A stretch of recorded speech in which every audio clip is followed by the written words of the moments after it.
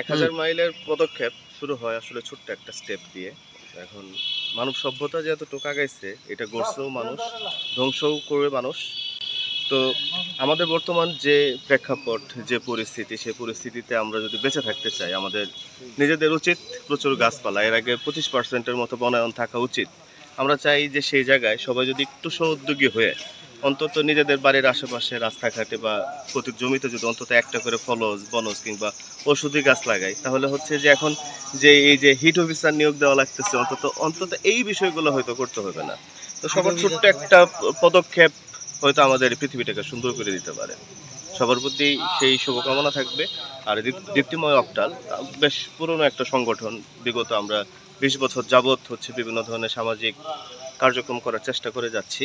তো সেই সাথে আমাদের যুক্ত হয়েছে আমাদের ইমিডিয়েট পরের ব্যাচ 2005। আমরা যৌথভাবে বেশ কিছু প্রজেক্ট হাতে নিয়েছি।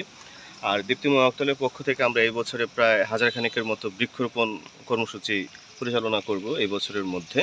তো আশা করি এই পদক্ষেপটা আরও অনেক মানুষকে অনুপ্রাণিত করবে। কেউ যদি স্বপ্রণোদিত হয়ে অন্তত একটা গাছও লাগায়, তাহলেও আমরা মনে করব যে আমরা সার্থক। সবাইকে সেই কি বলবো, সবাইকে আমরা আহ্বান করছি অন্তত আপনারা একটা করে হলেও এই বর্ষায় গাছ লাগান। ধন্যবাদ সবাইকে।